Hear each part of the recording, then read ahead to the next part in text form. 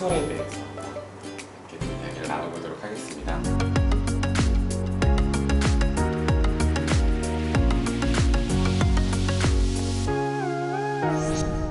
첫 번째 작품은 구병모 작가님의 발음이 조금 어려운데요. 니니코라 치우푼타라고 하는 자음과문 여러 모에 실렸던 소설입니다. 외계인이라고 하는 소재, 약간 특별한 소재부터 근미래 노년 문제, 노동 문제, 로봇, 안락사 이런 여러 가지 시의적 문제까지 담고 있는 굉장히 흥미롭고 재밌는 소설인데, 이 소설도 그렇고 제시해 주셨던 소설 4개가 다 확실히 그 소설 자체나 소설의 배경이 되는 시대가 많이 바뀌었구나라는 생각을 하게 만들었던 것 같아요. 그래서 이제 약간 소설에서 좀 신기한 것들이 나오면 보통 그것은 지금 문제 시대에는 어떠한 것들이 형상화된 것인 경우가 많잖아요. 근데 이번에는 그것이 아까 말씀해 주셨던 노인 인권의 문제라든지 노인 노동의 문제라든지 그런 것들이 되게 SF적인 것들로 잘 형상화가 된 것 같다라는 느낌이 들어서 옛날에 문제시하던 것들과는 많이 초점이 이동해 왔구나, 소설의 세대가 바뀌었구나라는 느낌을 먼저 받았고, 저 같은 경우는 니니코라 치우푼타 이거 자체도 뭔가 제가 아까 시에서도 말씀드렸지만 작품 내에서 어떤 새로운 명령과 의미를 만들어낸다는 점에서 일단 좋았고요.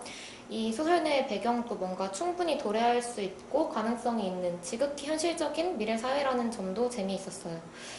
제가 집중한 쪽은 결국 어머니가 말하는 그 니니코라 치우푼타라는 그 외계 생명체, 그걸 구현해내기 위해서 나아가 외계인 마스크를 제작하고, 그리고 또 나중에 알고 보니 니니코라 치우푼타라는 그 이름이 나가 참여했던 영화와 관련이 있잖아요. 근데 저는 이걸 어떻게 봤냐면 이 구도가 약간 사랑해를 말하지 않고 사랑을 말하고 있다라고 생각을 했어요. 그러니까 보통 이렇게 어떤 인물 간의 서사가 나오면 이제 과거 서사를 중첩시키고 또 현재 서사를 중첩시키면서 이 둘이 이런 사랑의 관계를 가지고 있고 어떤 관계망을 형성하고 있다고 보여주는데, 여기서는 그런 걸 구구절절 말하지 않고 상징성을 가지고 말한다는 점에서 좀 좋았어요. 제가 원래 뭔가 뭐를 말하지 않고 뭐를 말하기를 되게 좋아해서 그런지 몰라도 이 작품이 그걸 해내고 있어서 좋았고, 이게 작가의 짬에서 나오는 바이브가 있다라고 느껴져서 그게 좋았고, 전 근데 마지막으로 갔을 때 조금 아쉬웠던 거는, 우리가 이런 장면이 좀 많잖아요. 예를 들면 어떤 작품을 하나 얘기해보면 찰리와 초콜릿 공장에서도 그 찰리가 이제 초콜릿 만드는 걸 그 의사 아버지가 꼭 끝끝내 반대를 하시잖아요. 근데 알고 보니까 이제 성인이 돼서 가보니까 그 치과에 그 기사, 초콜릿 공장에 관련한 기사들이 막 딱 붙어있고, 그걸 보면서 사실은 아버지가 나를 지지하고 응원해 주셨구나 하면서 감동을 맺는 그런 게 여기서도 저는 보였거든요. 이게 너무 흔한 클리셰라고 전 생각이 되어서, 이게 마지막에 그 니니코라 치우푼타가 알고 보니 이거였어가 약간은 느껴져서, 저는 억지 감동까지는 아니지만 이게 분명히 보였지만 작가가 그거를 많이 숨기고 그럴 수도 있지라고 넘어갈 수 있게 만들었다고 생각해요. 저는 그래서 그런 점은 좋았고, 만연체라고 할까요? 이게 뭔가 이게 나쁘다는 뜻이 아니라 좀 과장된 소식들, 긴 문장들이 처음엔 저는 좀 있었어가지고 처음엔 좀 개인적으로 약간 문턱이 있기는 했어요. 근데 이걸 찬찬히 다시금 되새김질해서 읽으니까 개인적으로 더 좋아진 작품이기도 했거든요. 그 문장에 대해서는 또 약간 또 이야기할 거리가 있을 것 같긴 하지만 어쨌든 이거 되고 잠깐 넘어가고, 또 다른 말씀 더 붙여주실 거 있으실까요? 되게 그냥 재밌게 읽었던 소설이었거든요.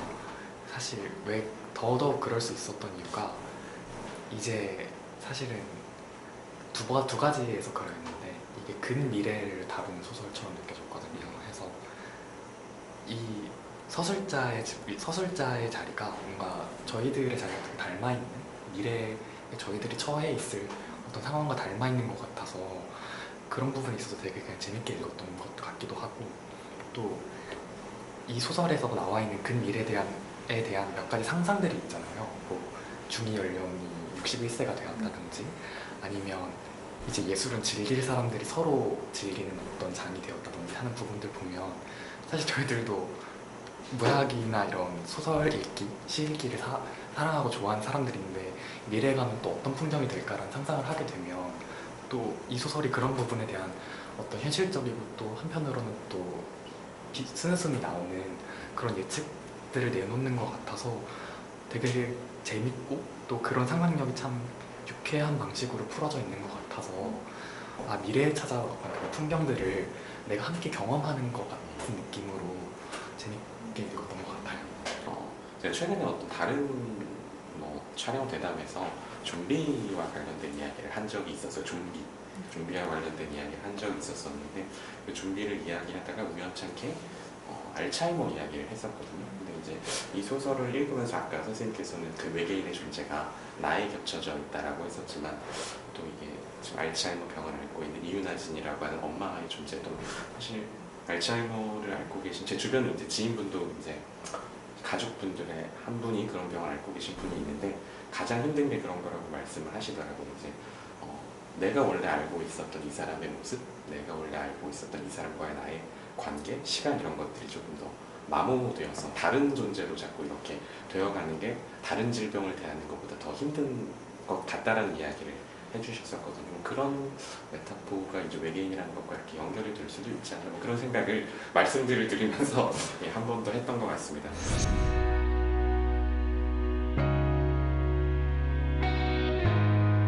다음 소설은 김혜진 작가님의 20세기 아이라고 하는 작품인데요. 대성문화에 발표되었던 작품입니다.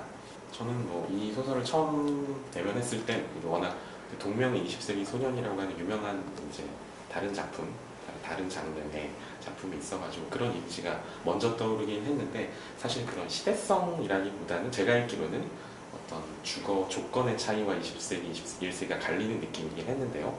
제가 간단하게 일단 소개 겸해서 말씀 먼저 꺼내면 일단 주인공 세미라고 하는 아이가 있는데요. 20세기 아이로 나오는 친구가 그 주인공 세미의 시선으로 이제 세계를 바라봅니다. 네. 집을 판매하기 위해서 이제 할아버지, 어머니, 나와 언니인가요? 언니가 있는 공간에 이제 어떤 부동산 중개업자와 한 여성과 그 여성의 아이가 찾아오는데 인상적이었던 건 그 여성분이 세미에게 되게 다정한 말을 해주잖아요. 그러니까 그 다정한 말과 함께 건넨 쿠키를 오래도록 끊지 않고 간직하겠다 이렇게 할 정도로 뭔가 좀 이런 주변 사람들의 어떤 위로와 다정함과 이런 거에 좀 목말라 있는 아이같이 느껴지기도 저는 개인적으로 했어요.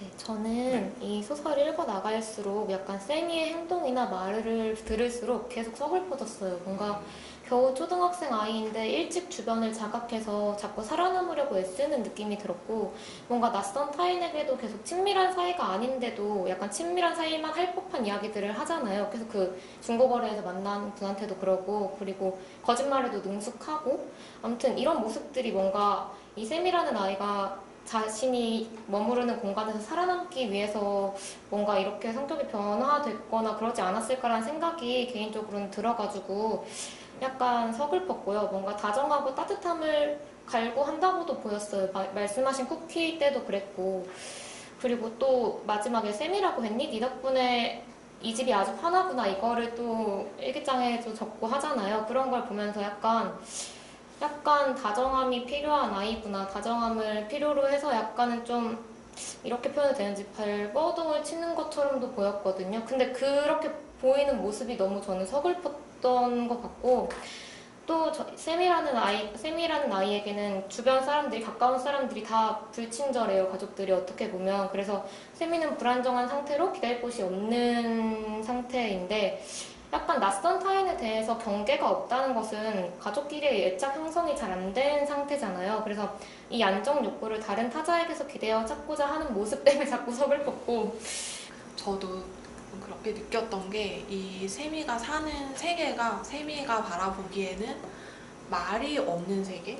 그러니까 말에 대한 갈급? 이런 것이 느껴졌어요. 그래서 이 여성이 집을 보러 왔을 때 이렇게 하는 말들, 여기 나무가 있네요. 너 정말 이 집을 환하게 만드는 존재구나. 이런 말들을 다 적어놓고 이 곳은 하나마나한 말밖에 없는 곳이다. 그래서 뭔가 다른 말 같은 말들이 들려왔을 때 그것에 이렇게 굉장히 예민하게 반응하고 다 적어놓고 이런 것들이 굉장히 했던 것 같아요. 그러니까 약간 여러 가지 이유로 이 가족들은 조금 소통 같은 것이 많이 좀 약화된 상태가 아닌가.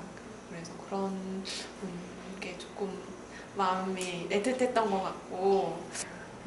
어렸을 때의 기억에서 비롯된 감정이 때로는 인생의 전반적인 부분을 결정하기도 한다는 어떤 글을 제가 본 적이 있는데, 그래서 저는 이 세미에게 남을 기억이 집을 보러 온 그 여자가 처음에 해준 말인, 아까 순정님도 말씀하신 세미라고 했니? 네 덕분에 이 집이 아주 하나구나 였으면 좋겠다는 생각을 계속 했던 것 같아요. 그러니까 이 글 안에서 세미가 너무 외롭게 지내고 있으니까 너무 외롭지 않은 어른으로 자라면 좋겠고, 근데 또 한편으로는 직접 중국어를 또 나갈 정도로 야무진 친구니까 분명히 가능할 것 같고, 그리고 또 이제 마지막에 혼자 일기장에 쓰면서 나오는 세미의 독백을 보면 세미는 약간 자신에게 있는 유일한 걸 타인에게 덥석 줄 수 있는 아이고, 그리고 또 다정한 목소리가 어떤 것인지, 그런 목소리로 무언가의 이름을 불러준다는 게 어떤 의미인지 아는 친구니까 충분히 근사한 사람이 될 수 있을 거라는 생각을 저는 했던 것 같고, 그래서 항상 이렇게 뭔가 아이가 주인공인 소설은 다 읽고 나서도 좀 혼자 남겨두고 나오는 느낌이라서 저는 더 애가 쓰이는 것 같아요. 그래서 세미가 너무 외롭지 않게 자랐으면 좋겠다는 생각을 했던 것 같습니다. 왜 우리는 이렇게 세미에 대해서 애틋한 마음을 가질까라는 걸 계속 생각을 하고 있었는데, 크게 두 가지 정도로 조금 정리가 된 것 같아요, 개인적으로는. 첫째는 이 소설이 되게 그 김혜진 작가 특유의 그 세계 속에서의 어지러지란 어떠한 감정과 그 감정이 계속 튕겨나오는 경험 같은 걸 좀 잘 담아냈다고 생각을 하거든요. 예를 들어 나한테 다정을 표현한 그 여자도 있었지만 결국에 그 여자는 뭐 선거라든지 뭐 결과라든지 그런 거에 대해서 이야기를 하면서 나에게서 시선을 돌리죠. 그런 것들도 굉장히 되게 세심하게 잘 계획이 되어 있구나 라는 생각도 들었고, 또 그것과는 별개로 이게 20세기 아이잖아요. 그러니까 20세기는 지나간 세기인데 그 20세기 아이라는 건 아까 그 말씀해 주셨듯이 계속 그 이미 지난 것에 남기고 온 아이라는 느낌을 계속 주고, 그 남기고 온 곳 안에서만 살아갈 수 있는 아이잖아요, 지금 세미는. 약간 느낌상으로 보았을 때. 그래서 그 자꾸만 팽창하는데, 그래서 계속 자꾸 충돌하는 그 어떠한 우리의 그 경험 같은 것들, 이거를 계속 뭔가 해결하는 방식이 아니라 계속 우리의 시선을 잡아 끄는 방식으로 세미를 좀 재현한 소설이 아닌가. 그래서 좀 더 마음이 쓰이지 않나라는 생각을 했습니다.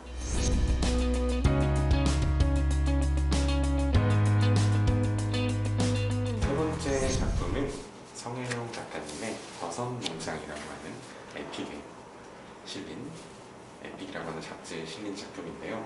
저 개인적으로는 성혜롱 작가님 데뷔하신 지 얼마 안 됐었는데 주목해서 보고 있는 신인 작가분이기도 하고, 올해 계절에 제가 기억하기에 작품을 여러 개 발표를 하셨었어요. 그래서 다 좋게 읽었었는데, 특히나 이 작품이 저도 눈에 들어왔던 작품인데 다른 분들께서 추천을 해주셔가지고 저희 이번에 시도 목록에까지 올라왔는데요. 다른 분들께서는 어떻게 이 작품 읽으셨는지. 저는 두 사람 사이에 흐르는 네네. 이상하고 낯선 기회가 되게 오싹하면서도 신선하게 다가왔던 것 같아요. 뭔가 사랑도 우정도 없는 느낌? 그래서 뭐가 존재하는 거지, 이 두 사람 사이에는? 근데 이제 글을 읽다 보면 알 수 있는데, 이제 부모님의 서로를 향한 혐오가 이제 두 사람한테는 약간 약점처럼 적용이 되잖아요. 그래서 서로의 약점을 공유하고 그 사실을 빌미로 이제 지금까지 인연을 이어오고 있는 것처럼 보이는데, 사실 좋아하는 걸 함께 좋아하는 사이와 싫어하는 걸 함께 싫어하는 사이는 너무나 다르잖아요. 그리고 전자는 서로의 긍정적인 마음들을 불러내지만 후자의 경우는 자꾸만 부정적인 마음만 불러일으키니까, 그래서 이 두 사람의 사이도 결국에는 부모님이 서로를 혐오하고 있다는 걸 공유를 해버려서 파국의 사이가 되어버린 게 아닐까 하는 생각이 들었던 것 같아요. 그래서 저는 차라리 이 두 사람은 그냥 서로 모르는 사이로 살았던 게 두 사람한테는 훨씬 좋을 뻔했다라는 생각도 들었던 것 같고. 이 독자분들, 못 보신 독자분들을 위해서 간단하게 구도만 말씀드리면, 이 말씀해주신 진화라고 하는 인물하고 또 다른 기진이라고 하는 두 인물의 이야기로 이 사건이 진행이 되는데 언급해 주신 것처럼 진아라고 하는 인물이 이 기진에게 일방적으로 좀 짜증을 내고 뭔가를 요구하는 듯해서 처음에는 저도 이거는 어떤 호구 관계지 막 이런 생각을 하다가 나중에 조금 그래도 이해가 되죠. 그 부모님이 돌아가셨을 때 옆에서 돌봐줬던 것에 대한 어떤 마음의 채무 같은 것이 관계 끈으로 이어져 있어서 그렇겠구나라고 생각을 하면서도 그래도 잘 이해가 안 가기도 하고 뭐 그런 여러 가지 복잡한 마음이 들기도 했는데 저는 한편으로는 오히려 기진이라는 인물이 소설 전반에 있어서 가장 많은 질적인 변화를 겪은 인물이 아닌가라는 생각이 됐어요. 왜냐면 초반에는 중시됐는데 점점 중간에 사건들이 충격적이어서 잊혔던 내용 중에 하나가 질문에 대한 거잖아요. 그러니까 진아는 기진에게 너는 왜 질문을 하지 않아? 라고 물어보는데 기진은 그래서 뭐 억지로 쥐어짜서 질문을 하고 단 한 번도 진아에게 자발적으로 질문을 하지 않아요.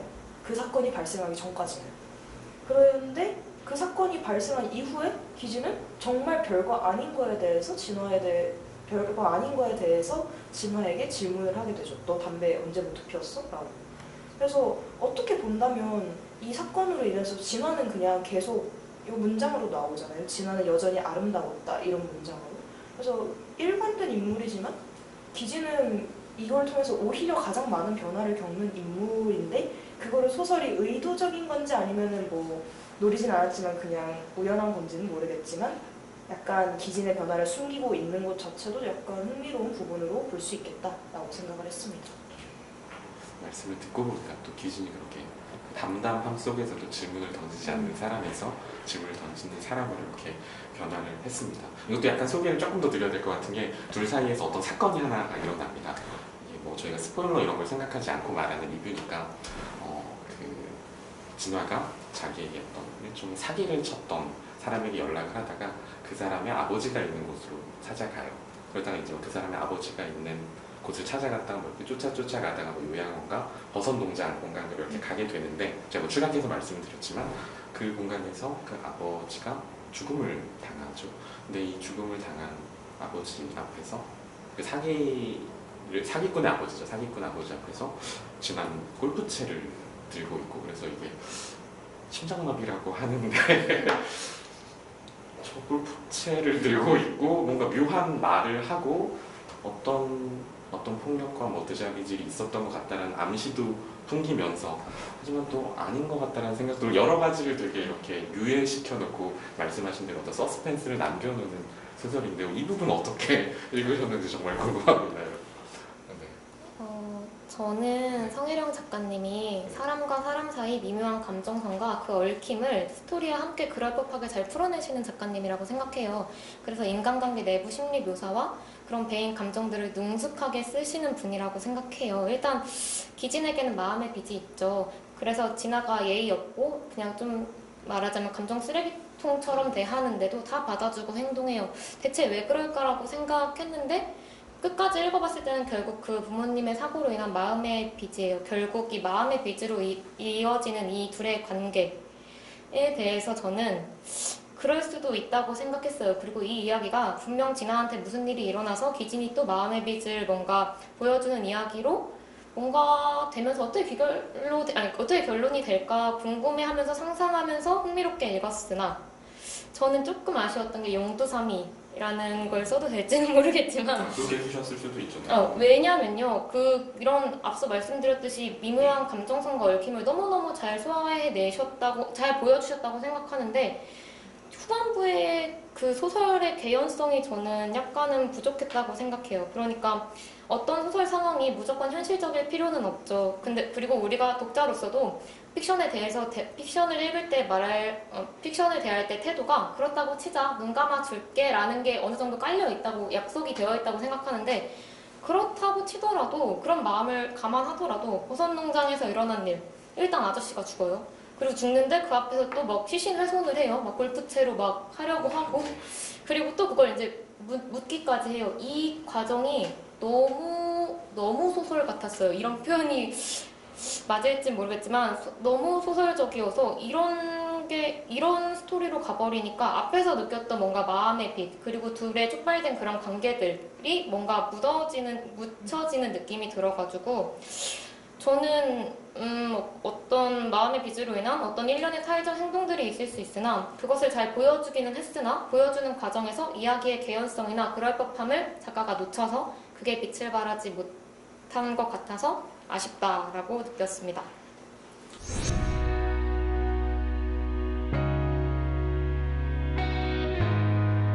전혜진 작가님의 베란다로 들어오기라는 악스트에 실렸던 작품입니다. 이 작품은 여기 왼쪽에 나와 있지만 키워드 소설이에요. 그러니까 자유 주제로 쓰였다기보다는 이 악스트라고 하는 잡지에서 어떤 키워드를 내걸고 그 키워드에 맞춰서 사람들이 같이 한꺼번에 소설을 이렇게 키워드가 뭐였어요? 저는 그 키워드가 뭐였지 생각이 안 나네. 뭐였더라? 키워드? 도시계단. 도시계단이었어요 이번에. 네. 그랬구나. 아마 이게 그래서 나중에 엔솔로지로 이렇게 묶여가지고 예전에는 뭐 그때 여성 고디 코런가 이런 주제로 엔솔로지가 한번 묶여서 나왔었거든요. 그래서 이번엔 아마 그런 도시계담이라는 주제로 묶여서 여러 단편 소설들이 엔솔로지로 나올 것 같은데 굉장히 뭐 분위기는 섬뜩하고 또 여러 가지 좀 흐물거리는 얼굴이라던가 정말 괴담에 어울리는 좀 이렇게 무서운 공포감에 절어있는 장면들도 있는데 뭔가 가장 마음이 가는 소설이었던 것 같아요. 네 개의 작품 중에서. 왜냐면 항상 세대마다 그 세대를 대표라는 표현을 별로 쓰고 싶진 않지만 그 세대에서 되게 상징처럼 쓰이는 재난이 하나씩 있잖아요. 언젠가는 산풍이 그랬고 또 이 또래 같은 경우에는 세월호가 그러하였고 그거보다 살짝 전에는 용산이 그러하였던 거로 기억을 해요. 그래서 뭔가 보면서 그런 재난이나 참사에 대한 것들이 계속 떠오르고 그때의 사람들에 대한 그런 기억들이 계속 떠오르고 그래서 문장에서도 그 마지막 쪽에 제이가 하는 말 중에서 앞으로는 아저씨도 그런 얘기를 보고 듣게 될 거예요 라고 계속 어떻게든 그런 사건을 그 수집을 하고 기록하고 요약하는 주체인 나에게 그 말을 직접적으로 나는 그 경험을 했던 제이에게 직접 듣고 그리고 어떤 일은 나아지지 않나 봐 시간이 지나도 이런 문장도 직접적으로 제시가 되고 그래서 나는 계속해서 채원과 함께하는 일상으로 돌아가야 한다라는 말을 하지만 사실 여기서의 나가 그럴 수 있는 사람인지도 모르겠고 그럴 수 있는 사람이어야 한다고는 더더욱 생각을 하지 않아요. 그래서 뭔가 이게 도시 괴담이지만 과연 이 괴담이 공포의 대상이기만 할까? 사실 괴담은 어느 정도 그 사회의 무엇인가와 연결이 되어 있잖아요. 학교나 군대나 이런 거에 괴담이 많은 이유랑 마찬가지로. 그래서 가장 마음이 쓰였다. 말씀하신 대로 괴담이라고 하는 게 단순히 어떤 미지의 장르적인 공포의 소재들만 이렇게 있는 게 아니라 그 사회에 어떤 드러나지 않는 상처, 균열, 증상 같은 것들이 나타나는 거기도 하니까요. 사실 유령이라는 단어가 갖고 있는 어떤 역사나 의미 같은 게 있잖아요. 되게 다 유령론을 언급하지 않더라도 이 소설 유령이라는 말은 소설 속에서 나오면 뭔가 과거의 어떤 과거의 사실이 지금부터 굉장히 큰 영향을 미치고 있고 그 잔재와 어떤 기억, 역사가 불투명하지만 어떤 방식으로 형상화된 것이라고 느껴지는데 이 소설에서도 유령이 사실은 명확하게 규명되진 않지만 채원도 마지막에 몸이 눈처럼 녹아 그림자만 한 웅덩이가 되었다라고 하는 거 보면 채원도 어떻게 보면 하나의 유령처럼 읽히기도 하잖아요. 해서 우리는 그런 방식으로 항상 과거에서부터 끊임없이 현재가 계속 영향을 받는데 그런 어떤 상처, 상실, 주인공도 작년 겨울이라고 하는 시점에 무슨 일을 겪었는지 알 수 없지만 그때 분명히 굉장히 큰 상실이나 고통이나 아니면 어떤 아픔을 겪은 것처럼 느껴지는데 그 사건 이후로 무언가 계속 회복하고 싶어하고 뭔가 그 시점으로 계속 머물고 싶어 하는 그런 욕망이 채원과 함께하고 싶어 하는 욕망으로 반영이 되고 있는 것처럼 느껴졌거든요. 그런데 사실 마지막 부분에 정말 채원과 진정으로 함께하게 되는 순간 그 다음에 습관처럼 해왔던 기사 스크랩이 사실은 그 기사 뒷이야기가 더 남아있잖아요. 근데 영화 감독이 그런 감동적인 영화를 만든 감독도 알고 보면 성범죄자였다는 방식으로 이런 뒤에 사건들의 전부를 확인하지 않고 주인공은 서술자는 일부만 계속 그 사건들을 스크랩하거나 아니면 이제는 없는 것처럼 느껴진 채원과 계속 함께 하려고 하거나 하는 그런 방식의 욕망들을 보여준단 말이에요. 사실 근데 결론부에서 결국에 이 나가 얘기하게 되는 순간은 그런 사건의 전말을 제대로 마주했을 때, 그 다음에 정말 채원이 이제는 눈처럼 녹아 그림자만한 웅덩이가 된다는 사실을 마주했을 때만 들어봐 하면서 자신의 얘기를 시작할 수 있게 되거든요. 저는 이 부분이 사실 회복이라는 것은 어떤 과거로의 회귀가 아니라 그 과거 자체를 온전하게 마주하게 되는 순간, 그러니까 유령과 함께 살아가는 일이 아니라 유령이 유령이라고 말하는 그 순간에서야 우리가 진정으로 다음 단계로 나아가는 발걸음을 시작할 수 있게 된다라는 말을 하는 소설처럼 느껴서 어느 부분에 굉장히 위로가 되기도 하고, 사실 소설이 갖고 있는 괴담, 뭐 유령 같은 서늘한 것들도 있지만 굉장히 따뜻하게 느껴졌던 그런 소설이었던 것 같아요.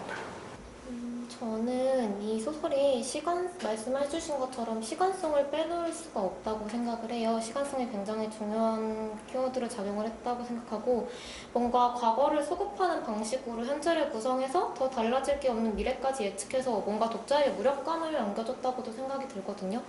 그러니까 뭔가 작년 겨울에 나와 채원이 얽힌 큰 사건이 있었고, 그것은 아마도 나와 무관하지 않은 채원의 죽음일 거라고 저는 예상을 했고, 근데 나는 그런 와중에 기사를 모으는 일정한 루틴을 통해서 과거를 계속 불러오죠. 근데 그런 과거 이야기를 듣는 것을 좋아하는 채원과, 그리고 나 또한 그 일을 반복하는 것은 사실상 들여다보면은 죽은 채원에게도 사실은 더 이상 미래가 없고, 살아있는 나에게도 저는 미래가 없다고 봤거든요. 미래가 없다기보다는 미래를 별로 달가워하지 않거나 미래를 겪고 싶어 하지 않는다는 태도로 봤어요. 계속 과거를 하니까요. 근데 제가 지금 말했을 때는 과거, 현재, 미래 이렇게 선형적으로 말했지만 사실은 이 얘기는 동그랗게 아예 과거가 미래가 되기도 하고 미래가 또 과거가 되기도 하는 이런 형식을 보여주고 있기 때문에 결국 둘은 존재 방식은 다르지만 같은 미래를 살고 있고, 그 미래는 과거와 다르지 않고,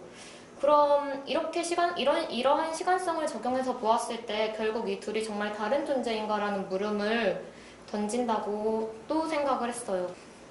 또 하나 궁금하다기보다는 생각이 들었던 게, 나와 채원이 작년 겨울에 결국 끝끝내 어떤 일을 겪었는지를 알려주지 않고 독자에게 의문만 남기게 하는 것은, 뭔가 기사에서 나오지 않는 이야기들, 언급되지 못하고 개별로서 끝나는 사회적 이슈가 되지 않는 것들은 사실은 언급이 잘 안 되잖아요, 모든 기사에서. 근데 그러한 것도 약간 겹쳐졌어요. 시간이 멈춘 채로 살아가는 어떤 존재들을 좀 조명하는 이야기라고 생각을 했던 것 같아요. 보통 우리가 어떤 힘든 일을 겪게 되면 제일 많이 듣는 의료가 시간이 해결해 줄 거야 라는 말인데, 시간이 해결해 줄 수 없는 일들도 분명 있고, 그리고 너무 큰 사건을 겪으면 겪은 상태 그대로 시간이 멈추는 사람들도 분명 있잖아요. 그래서 저는 이 시간이 멈춘 채로 살아가는 존재들이 그 아이랑 제이랑 그 강아지 별이라고 생각을 했거든요.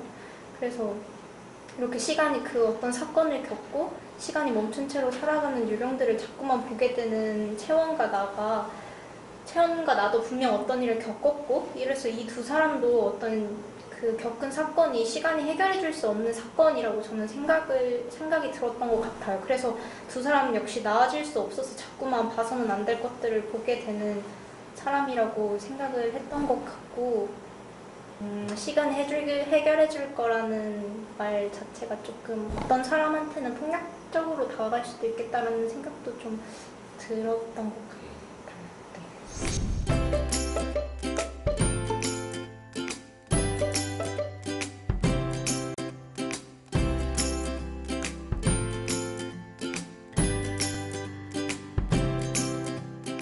시 먼저 발표 부탁드립니다.